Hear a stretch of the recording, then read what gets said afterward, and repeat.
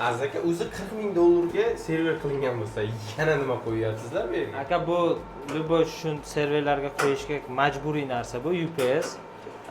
Server o'zi qanday ishlaydi? Oddiy kompyuter masalan ishlatmagan payt o'chirib qo'yish kerak. Serverda nabarot aka, server o'chishi kerak emas.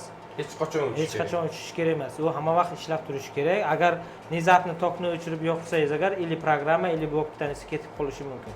Uni keyin восстановить qilish yana shuncha dag'maza, yana shuncha xarajat va ko'p narsa bo'ladi. Shuning uchun biz hozir отдельно bitta 11 kilovatli UPS o'rnatyapmiz. Ko'rib turganingizdek, Deltrondan invertori gibrid, buni quyosh panelini ham ulasa bo'ladi.